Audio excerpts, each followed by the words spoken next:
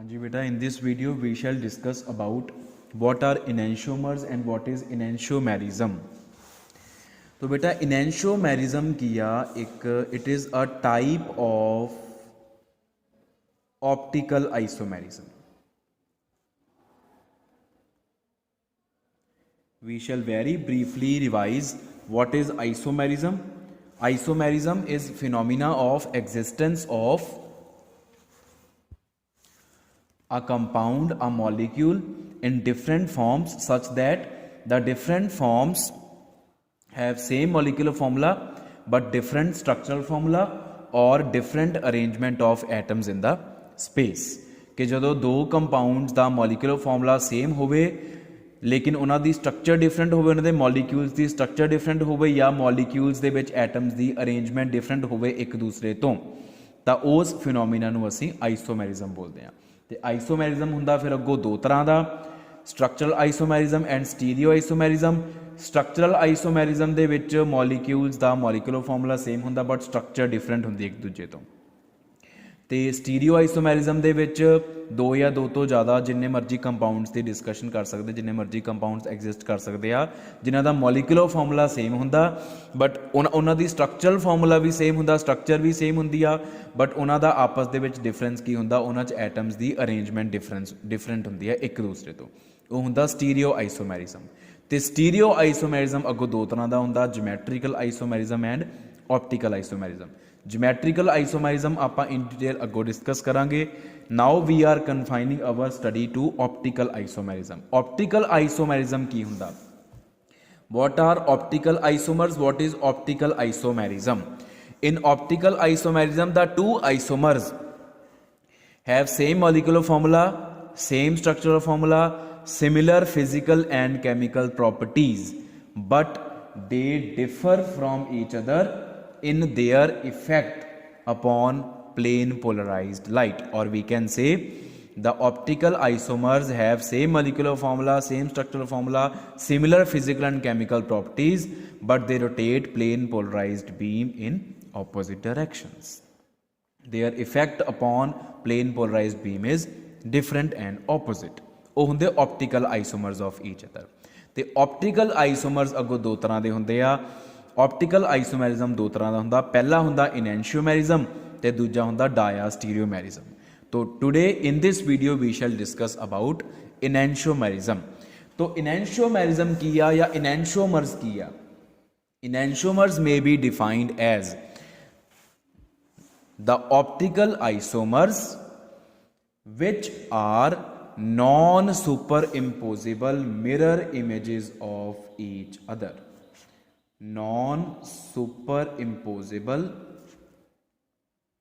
mirror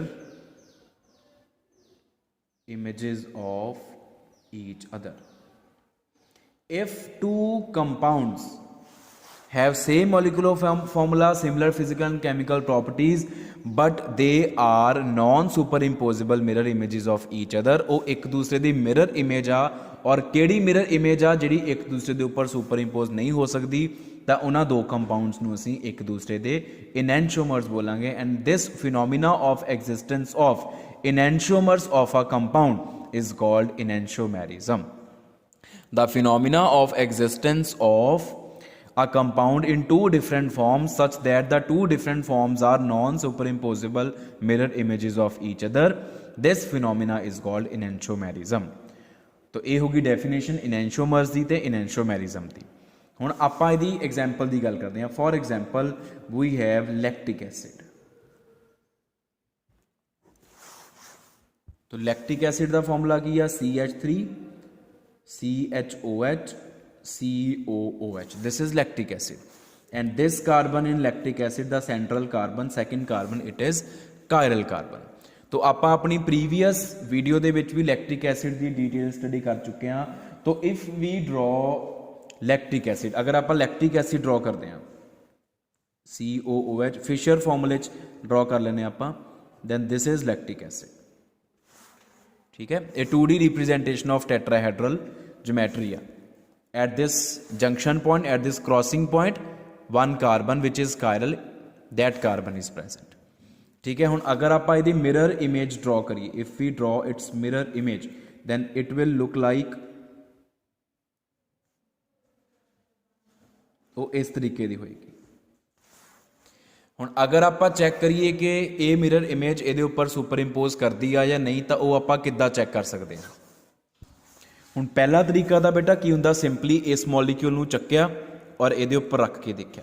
जो तुसीं इहनूं चक के ये उपर रखिया तो COOH के उपर COOH, मिथाइल के उपर मिथाइल आ गया, लेकिन H के उपर OH आ गया, OH उपर H आ गया। ठीक है, ਇਹਦਾ मतलब ये आ एक दूसरे दे सुपर इंपोज नहीं हो रहे। एक तरीका होर हुंदा सुपर इंपोजिबिलिटी चैक करन दा कि जिहड़ा एक दोनों चों किसी एक मिरर इमेज नूं, मान लो आह वाली मिरर इमेज नूं आपां 180 ते रोटेट करता इन द प्लेन, इस तरीके नाल आपां 180 ते रोटेट कर दईए ते फिर उहनूं चक के इहदे उपर रखण दी कोशिश करिए। हुण जो तुसीं इहनूं 180 ते रोटेट करता, उपर आ गया मिथाइल, नीचे आ गया COOH, फिर तुसीं इहनूं चक के रखोगे तो COOH ते मिथाइल आ जाऊगा, मिथाइल ते COOH आ जाऊगा, सुपर इंपोज है फिर भी नहीं होई। तो ਇਹਦਾ मतलब 1 and 2 are non superimposable mirror images of each other. Hence they are enantiomers of lactic acid. Lactic acid दे ये दो इनैंशोमर्स हो गए, या एक दूसरे दे इनैंशोमर्स भी कह सकते हैं। They are the two enantiomers of lactic acid, they are the two enantiomeric forms of lactic acid, they are enantiomers of each other भी लिख सकते हो तुसीं, या लैक्टिक एसिड जिदा मर्जी लिख लो। ठीक है, तो इदा आप नॉन सुपर इंपोजिबिलिटी चैक कर ली दी है। लेकिन थोनों कल भी दसिया सीगा कि नॉन सुपर इंपोजिबिलिटी चैक करना बहुत औखा काम आ। उन्होंने आप किद्दां चैक करते हैं, उन्होंने आप चैक करते हैं कि उहदे विच प्लेन ऑफ सिमिट्री हैगा या नहीं हैगा, या कायरल कार्बन हैगी या नहीं हैगी। तो जिहड़ा मेन कंडीशन हैगी आ नॉन सुपर इंपोजिबिलिटी वाली, वो हैगी आ existence of plane of symmetry. वो आप की लिखिया सी, if plane of symmetry is present in a molecule, जे एक मॉलीक्यूल च plane of symmetry हैगा आ, then its mirror image is always superimposable upon it।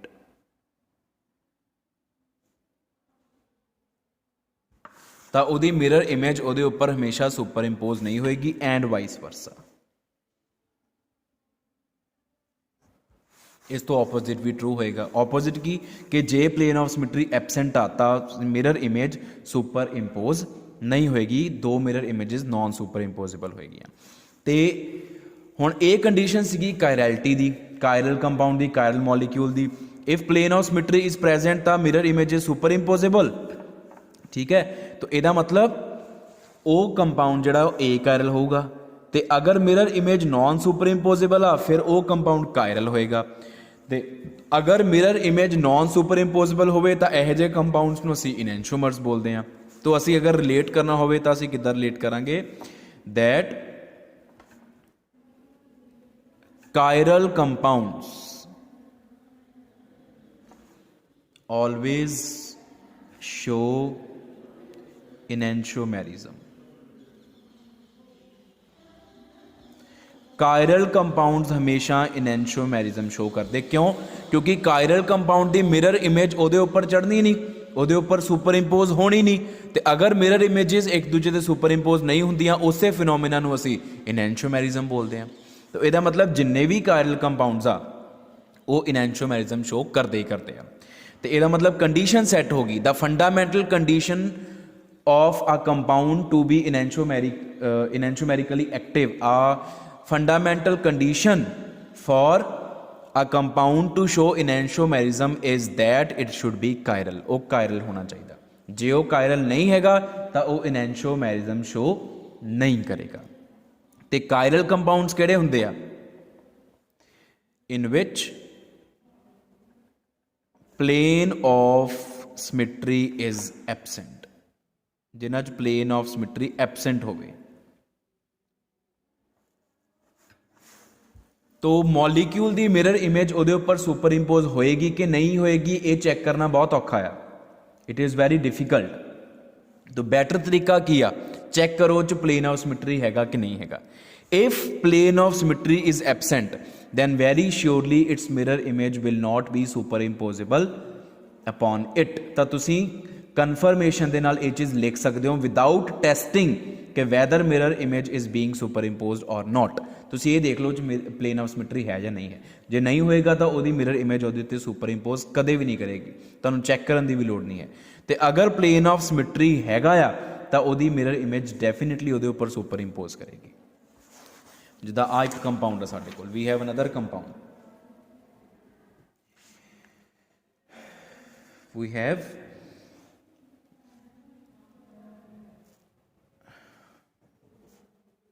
1 bromo 1 chloro methane, 1 bromo 1 chloro methane या ब्रोमो क्लोरोमीथेन, 1 चाहे ना भी लिखो। तो आ चीज़ होएगी, it will be CH2 BrCl, आदा फॉर्मूला हैगा। मीथेन ते एक क्लोरो लग्या एक ब्रोमो लग्या। हुण अगर आप इनू खोल के लिखिए तो आ चीज़ बनेगी, दिस इज कार्बन, ठीक है जी, this is hydrogen, this is hydrogen, this is chloro, this is bromo. Flying wedge formula जे आप लिखना था। ਹੁਣ ਇਹਨੂੰ ਲਿਖਣ ਦਾ ਇੱਕ ਹੋਰ ਵੀ ਤਰੀਕਾ ਹੁੰਦਾ, ਫਲਾਈਂਗ ਵੈਜ ਫਾਰਮੂਲੇ ਨੂੰ ਕੱਲ ਸਿੱਖਿਆ ਸੀ ਆਪਾਂ ਪ੍ਰੀਵੀਅਸ ਵੀਡੀਓ 'ਚ, ਕਿ ਜਿਹੜੇ ਆਹ ਦੋ ਬੌਂਡਸ ਇੱਕ ਪਲੇਨ ਦੇ ਵਿੱਚ ਆ ਇਹਨੂੰ ਆਪਾਂ ਪਿੱਛੇ ਨੂੰ ਭੇਜ ਦਈਏ ਤੇ ਜਿਹੜੇ ਬਾਕੀ ਦੋ ਬਚੇ ਬੌਂਡਸ ਆ ਉਹਨਾਂ ਨੂੰ ਆਪਾਂ ਅੱਗੇ ਨੂੰ ਲੈ ਆਈਏ ਇਸ ਤਰੀਕੇ ਦੇ ਨਾਲ। ਇਹ ਦੋਨੋਂ ਫਲਾइंग ਵੈਜ रिप्रेजेंटेशनस ਦਾ 3 ਡਾਇਮੈਂਸ਼ਨਲ। ਹੁਣ ਅਗਰ ਆਪਾਂ 2 ਡਾਇਮੈਂਸ਼ਨਲੀ ਇਹਨੂੰ ਡਰਾ ਕਰੀਏ, 2 ਡਾਇਮੈਂਸ਼ਨਲੀ ਕਿੱਦਾਂ ਡਰਾ ਕਰ ਸਕਦੇ ਆਪਾਂ, ਇੱਦਾਂ ਡਰਾ ਕਰ ਸਕਦੇ ਹਾਂ, ਹਾਈਡਰੋਜਨ ਹਾਈਡਰੋਜਨ ਬ੍ਰੋਮੋ ਐਂਡ ਕਲੋਰੋ, ਆ ਗਈ ਸਾਡੀ ਕਾਇਰਲ ਕਾਰਬਨ। ਹੁਣ ਤੁਸੀਂ ਇਹਦੀ ਮਿਰਰ ਇਮੇਜ ਡਰਾ ਕਰੋ।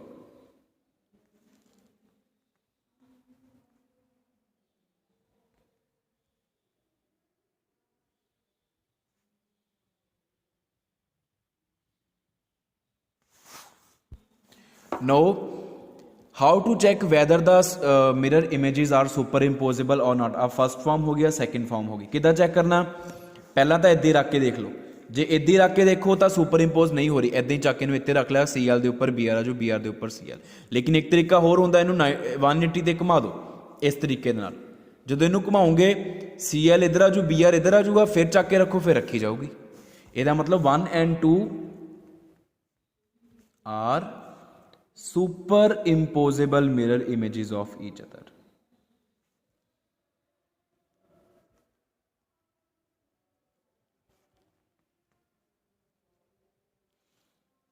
therefore they are not enantiomers, एक दूजे दे enantiomers नहीं है कि they are not enantiomers of each other। ठीक है जी। तो ਇਹਦਾ मतलब ਕੀ ਹੈ, ਜੇ ਇਨੈਂਸ਼ੋਮਰਸ ਹੀ ਨਹੀਂ ਹੈਗੇ ਤਾਂ ਸੇਮ ਕੰਪਾਊਂਡਸ ਆ, ਦੇ both are same.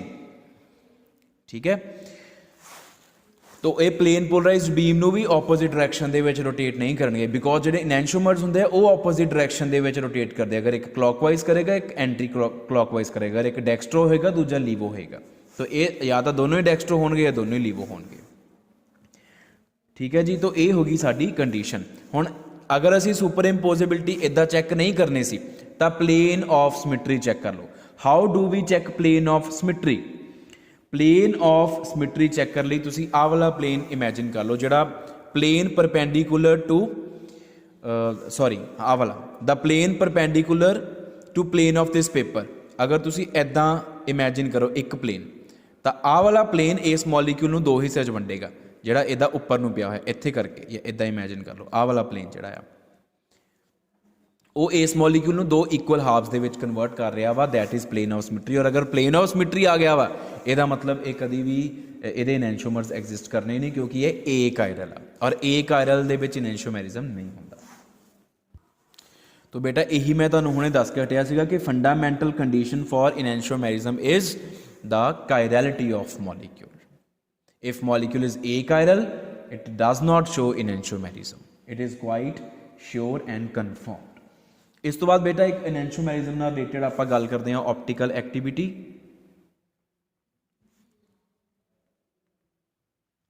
Optical activity and enantiomerism, how they both are related. Enantiomerism के नाल ऑप्टिकल एक्टिविटी किद्दां रिलेट करती है। तो एक चीज़ का आपां हुणे डिस्कस करके आए हैं that two enantiomers are optically active and they rotate the plane polarized beam in opposite direction. If one is rotating in clockwise it is dextrorotatory, the other enantiomer will rotate same plane polarized beam in counterclockwise direction, it will be lever rotatory and the specific rotation angle of rotation in both the cases will be same but opposite।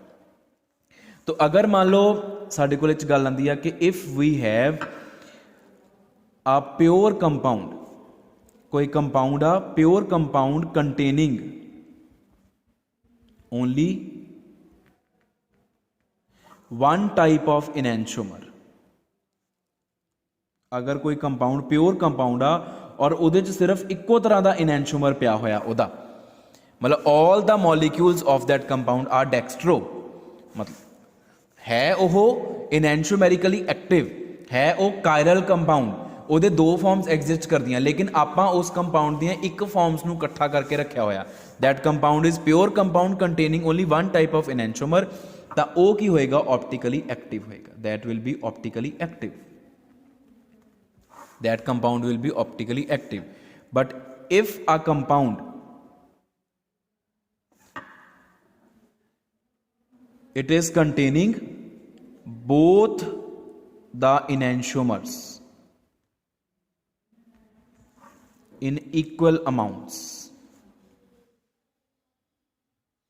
अगर कोई compound आ और वो दोनों इनैंशियोमर्स दियां equal amounts उहदे च पईयां वा, वो ऑप्टिकली इनएक्टिव होएगा, it will be optically inactive.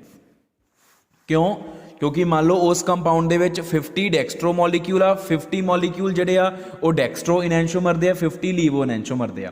तो 50 डेक्सट्रो ने प्लेन पोलराइज्ड बीम नूं क्लॉकवाइज घुमाना ते 50 लीवो ने वापस काउंटर क्लॉकवाइज करके पहली जगह ते ले आना, या कह लो कि 50 लीवो ने उन्होंने काउंटर क्लॉकवाइज घुमाया तो बाकी बचे 50 डेक्सट्रो ने दोबारा क्लॉकवाइज घुमा के पहली जगह ते ले आंदा, तो वो वाला कंपाउंड फिर ऑप्टिकली इनएक्टिव होएगा and such compound is called racemic mixture. What is racemic mixture? It is an equimolar mixture of two enantiomers of a compound, and racemic mixture is always optically inactive। Racemic mixture दो enantiomeric forms का equimolar mixture हुंदा वा, जिहदे विच equal amount of two enantiomers पईयां हुंदियां, so that the rotation given by one type of enantiomer is cancelled by another type of enantiomer। So ultimately, eventually that racemic mixture becomes optically inactive। So this is all about enantiomerism।